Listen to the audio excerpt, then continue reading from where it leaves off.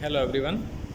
आज हम library science third year का जो अनुसंधान प्रविधि विषय है उसमें चर्चा करेंगे। तो इससे पहले वाले वीडियो में हमने अनुसंधान के जो चरण हैं उनके बारे में बात की थी। अब जो भी चरण हैं उनको हम थोड़ा लार्ज स्केल पर पढ़ेंगे, उनको विस्तृत रूप में उनका अध्ययन करेंगे। तो जो सबसे पहला जो पॉइंट है वो है अनुसंधान समस्या। अनुसंधान समस्या क्या होती है, उससे पहले अपने को समस्या क्या होती है उसको समझना पड़ेगा। तो हम समस्या अगर शब्द की बात करें तो हमारे सामान्य जीवन में उत्पन्न होने वाली बहुत सारी ऐसी घटनाएं होती है जहाँ पर हमारे जो क्वेश्चन उत्पन्न होता है, क्या है, क्यों है, कैसे हुआ।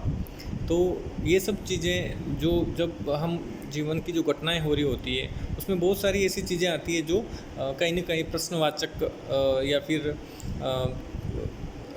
हमारे माइंड में उनके प्रति विरोधाभास उत्पन्न होता है कि ये कैसे हुई होगी, क्यों हुआ होगा, ऐसे होगा तो ठीक रहेगा, या फिर ऐसे हुआ होगा, क्यों ऐसे हुआ होगा, क्या, क्यों, कैसे। ये सब चीज़ें समस्याओं के ऊपर आधारित होती है और उनके आधार पर हम हो सकता है उनका निवारण करने की कोशिश करें। उनका आंसर हम अपने घर वालों से पूछते हैं या किताबों में ढूंढते हैं। तो वो एक सामान्य समस्याएं हो गई।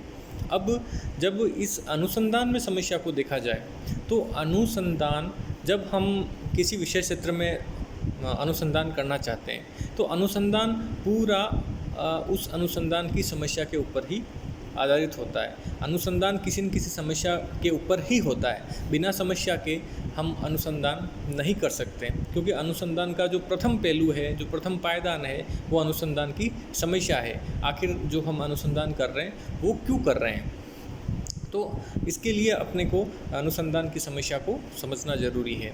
तो किसी समस्या के, हम अगर वैज्ञानिक रूप से इस बात को देखें तो किसी समस्या के निवारण के लिए, किसी भी समस्या के निवारण के लिए हम जो अनुसंधान करते हैं वही अनुसंधान एक अनुसंधानकर्ता के लिए अनुसंधान समस्या है। मतलब जो हम अनुसंधान करना चाहते हैं, जिस विषय क्षेत्र में, जिस टॉपिक पर हम अनुसंधान कर रहे हैं, तो जिसके लिए जो हम लिटरेचर पढ़ने के बाद में, उसके संबंध में साहित्य पढ़ने के बाद में हमारे जो मस्तिष्क में जो समस्या उत्पन्न होती है वही अनुसंधान समस्या कहलाती है। अनुसंधान समस्या वास्तव में अनुसंधान के लिए एक प्रस्तावित प्रश्न है। और जो अनुसंधान होता है, जो अनुसंधान की प्रक्रियाएं होती है, वो उस समस्या के ऊपर ही आधारित होती है। बिना अनुसंधान समस्या के, बिना समस्या के अनुसंधान हो ही नहीं सकता। तो अब हम अनुसंधान की जो समस्या होती है उसके हम वैज्ञानिक आधार को देखेंगे कि वास्तव में समस्या कैसी होनी चाहिए, समस्या कैसे तैयार होती है, समस्या कैसे उत्पन्न होती है, और उस समस्या हमारे अनुसंधान के लिए किस प्रकार बैलेंस्ड है, या फिर अनुसंधान में हमारा अनुसंधान उस समस्या के आधार पर किस प्रकार आगे बढ़ेगा।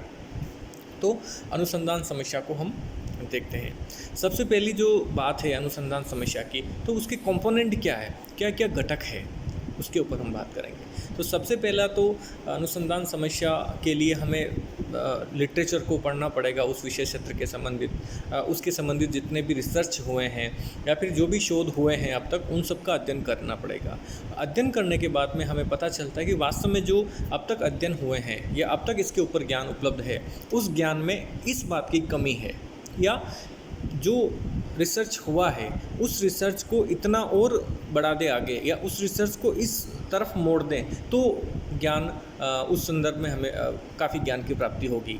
तो जब रिसर्च का अध्ययन करते हैं तो हमें बहुत सारी जो क्या, क्यों, कैसे, ये सब चीज़ें हमारे मस्तिष्क में हमारे सामने निकल कर आती है।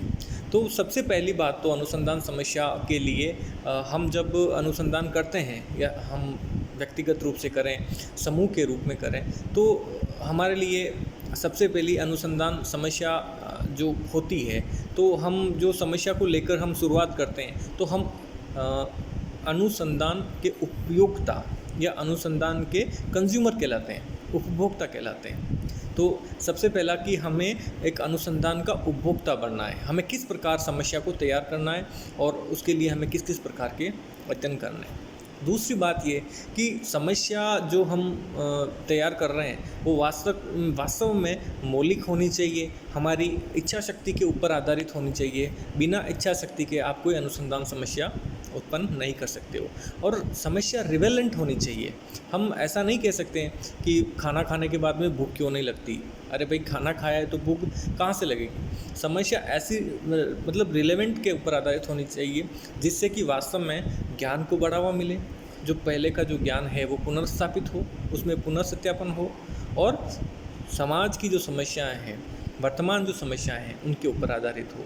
अब जैसे किसी बच्चों के बिहेवियर के ऊपर लें, या जनसंख्या पे लें, या कोई सामाजिक समस्या है, लिटरेसी है, जो साक्षरता है उसके ऊपर लें, लिंगानुपात है उसके ऊपर लें, तो समस्या ऐसी होनी चाहिए, इतनी वैज्ञानिक होनी चाहिए कि वो वास्तव में हमारी आवश्यकताओं की पूर्ति करे और समाज की के आगे बढ़ने में अपना योगदान दे सके। तो ये सब जो होता है वो अपनी इच्छा शक्ति के ऊपर ही आधारित होता है। तो अनुसंधान जो है, जो समस्या प्रतिपादन के लिए हमारी इच्छा शक्ति और मनोशक्ति भी होनी चाहिए। इसके अलावा जो बात है वो है, जब अनुसंधान समस्या हमारे दिमाग में आती है तो वो वैकल्पिक होनी चाहिए, क्योंकि अनुसंधान बहुत प्रकार के होते हैं, अलग अलग तरीके से होते हैं। अनुसंधान की विधियाँ होती जो हमने पहले देखा था, छोटे रूप में देखा था।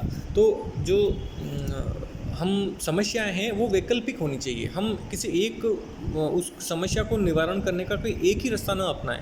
हमारे दिमाग में वो चीज़ें होनी चाहिए कि इसका वैकल्पिक माध्यम हो। हम अपनी जो समस्या है उसके आधार पर कौन सी अनुसंधान विधि का उपयोग करेंगे। तो जो समस्या है वो वैकल्पिक होनी चाहिए, वो वैज्ञानिक होनी चाहिए। समस्या को इस प्रकार से वैज्ञानिक आधार दिया जाए कि उसके लिए उपयुक्त अनुसंधान विधि का उपयोग या प्रयोग किया जा सके। समस्या को उसमें हमें तोड़ मरोड़ भी करना पड़ेगा, उसमें वैज्ञानिक शब्द भी डालने पड़ेंगे, तभी वो एक प्रॉपर समस्या कहलाएगी। और अनुसंधान विधि के लिए कि कौन सी हम अनुसंधान विधि का उपयोग करेंगे उसके लिए वो सूटेबल हो। तो इस प्रकार समस्या का हमें निर्धारण करना है। इसके अलावा जो अनुसंधान समस्या है, तो समस्या ऐसी होनी चाहिए कि वो सर्वोत्तम समाधान उसका प्राप्त हो सके। समस्या मतलब ये समस्या की कैटेगरी पर निर्भर करता है। अब समस्या को हमें चूज़ करने से पहले, जब हम लिटरेचर का अध्ययन करते हैं उस विषय के संदर्भ में, तो हम जो हमारी समस्या है वो ऐसी होनी चाहिए जो कि जो भी हम उस समस्या ली है उसका सर्वोत्तम अपने को समाधान प्राप्त हो और एक अच्छा रिसर्च उसके द्वारा हम प्राप्त कर सकें। अब हम बात करते हैं अनुसंधान जो समस्या है उसका प्रतिपादन कैसे करना है। क्या क्या बातें हम जब अनुसंधान की समस्या का निर्धारण कर रहे हैं, जब समस्या अपने मस्तिष्क में उत्पन्न हो रही है, तो वो किस प्रकार की होनी चाहिए, उसमें उसका जो प्रतिपादन कर रहे हैं उसमें किन किन बातों का अपने को ध्यान रखना चाहिए। तो इसमें जो पहली बात तो किसी समस्या का निर्धारण करना, स्पेशली अनुसंधान की बात कर रहे हैं, कोई आसान काम नहीं है, क्योंकि अनुसंधान जो पूरा चलता है, जो वर्तमान में जो अनुसंधान जैसे 36 महीने कम से कम अनुसंधान के लिए यूजीसी ने कर रखे हैं कि आपको कम से कम 36 महीने लगाने हैं। ज़्यादा से ज़्यादा और भी बढ़ा सकते हैं, लेकिन कम से कम आपको अनुसंधान करने में 36 माह लगेंगे। तो आपको समस्या ही इस प्रकार की निर्धारित करनी है, क्योंकि समस्या आपका जो अनुसंधान का जो आधार है, अनुसंधान उसी समस्या के ऊपर आधारित होता है। इसलिए इतने बड़े काम करने के लिए हमें समस्या को पहचानना ये भी एक बहुत मुश्किल कार्य होता है। तो अनुसंधान की समस्या जब हम तैयार कर रहे हैं, निर्धारण कर रहे हैं, तो हमें काफ़ी सावधानी रखनी चाहिए। अब इसमें कुछ बिंदु हैं, उन बिंदुओं के ऊपर बात करें तो सबसे पहली बात, अनुसंधान होता है जिसमें 2 चर होते हैं। चर को वेरिएबल बोलते हैं। चर मीन्स जैसे कोई व्यक्ति, आयु, उम्र, शैक्षणिक स्थिति, उनकी मनोस्थिति, उनके परिणाम, रिजल्ट्स, इनको चर बोलते हैं अनुसंधान में। तो बेसिकली चर 2 प्रकार के होते हैं, स्वतंत्र चर और आश्रित चर, डिपेंडेंट चर और आश्रित चर। तो स्वतंत्र चर वो होते हैं जो अपने आप परिवर्तित होते रहते हैं, जैसे आपकी उम्र है तो वो उम्र अपने आप परिवर्तित होती रहेगी, आपका वजन है वो भी परिवर्तित होता रहेगा, आपकी मनस्थिति, आपके पढ़ने का तरीका, आपकी सोचने की स्थिति, आपका लोगों के साथ बिहेवियर, तो ये सब चीज़ें हैं जो समय के साथ परिवर्तित होती रहती है और हम इनको परिवर्तित कर सकते हैं। हम इनको परिवर्तित विभिन्न अलग अलग परिस्थितियों को लागू करके इन जो भी हमारी जो चीज़ें होती हैं इन सबको परिवर्तित कर सकते हैं। तो ये स्वतंत्र चर कहलाता है। और दूसरा होता है आश्रित चर। आश्रित चर वो होता है जो कि परिणाम आधारित होता है। अब जैसे अपने बिहेवियर से, जैसे अलग अलग विद्यार्थियों को अलग अलग अध्ययन विधियों से अध्ययन कराया गया, तो स्वतंत्र चर जब उनको अध्ययन करवाया गया अलग अलग विधियों से तो वो स्वतंत्र चर था। लेकिन स्वतंत्र चर होने के बाद में जब उनका रिजल्ट्स आता है, जब उनके परिणाम आते हैं तो वो सबके अलग अलग होते हैं। तो जो परिणाम होते हैं वो होते हैं आश्रित चर। स्वतंत्र चर में परिवर्तन होने के कारण जो रिजल्ट्स आते हैं वो आश्रित चर होते हैं। तो स्वतंत्र चर और आश्रित चर। इसके अलावा आश्रित चर का मापन किया जा सकता है। आश्रित चर जिसके ऊपर प्रभाव देखा जाता है और जो प्रभाव डालता है वो स्वतंत्र चर कहलाता है। तो अनुसंधान में हमेशा ये दो चर लेकर ही अनुसंधान किया जाता है, दोनों में तुलनात्मक अध्ययन किया जाता है। जैसे हम एक उदाहरण के रूप में देखें, जैसे हमने कोई जनसंख्या ली, जनसंख्या की लिटरेसी पर या फिर वहाँ की स्थिति पर हम कोई अध्ययन करते हैं, तो वहाँ के लोगों का बिहेवियर, वहाँ के लोगों के तौर तरीके देखेंगे पहले स्वतंत्र चर के रूप में, और उनका जो रिज़ल्ट निकलेगा, रिज़ल्ट जो आता है उसको हम आश्रित चर के रूप में जो रिजल्ट मिलता है उसको आश्रित चर के रूप में देखेंगे। फिर दोनों के मध्य में तुलनात्मक अध्ययन होगा। तुलनात्मक अध्ययन होने के बाद में जो नवीनतम आंकड़े निकल के आएंगे, जो निष्कर्ष निकल के आएंगे, वही अपने परिणाम होंगे और वही अनुसंधान के परिणाम होंगे। तो हमें इस बात का ध्यान रखना है कि स्वतंत्र चर और आश्रित चर, हालांकि इन चरों में भी बहुत सारे ऐसे चर जो होते हैं जो इनके सब वेरिएबल्स होते हैं, उनके ऊपर जब हम चरों का अध्ययन करेंगे तब और बात करेंगे, लेकिन सामान्य तौर पर चरों के ऊपर हमें जानकारी होनी चाहिए। तो हमें समस्या में जो हम समस्या का प्रतिपादन कर रहे हैं उसमें दोनों प्रकार के चरों का अध्ययन करना जरूरी होता है। उनके मध्य में जो संबंध है उस संबंध को देखकर ही हमें अनुसंधान समस्या का प्रतिपादन करना है। दूसरी बात करें तो समस्या संकीर्ण या अस्पष्ट नहीं होनी चाहिए। समस्या एक वैज्ञानिक समस्या होनी चाहिए।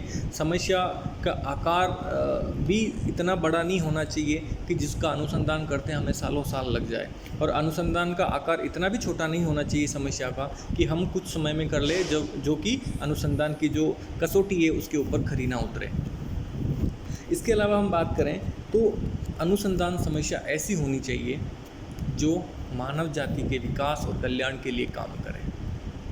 अनुसंधान समस्या ऐसी होनी चाहिए जो मानव जाति के विकास और उसके कल्याण के लिए काम करे। तो इसके लिए हमें समस्या का, जब हम साहित्य का अध्ययन करते हैं तब इन चीज़ों का अपने को ध्यान रखना है कि जो मैं समस्या चयन कर रहा हूँ वो समस्या लोगों के हित में, समाज के विकास में, लोगों के सांस्कृतिक विकास में, राजनीतिक विकास में और किसी भी प्रकार से समाज के हित में वो समस्या कहीं ना कहीं काम आए और ज्ञान के रूप में काम आए। इसके अलावा बात करें तो समस्या का जो परीक्षण है वो परीक्षण प्रयोग आधार पर करना चाहिए।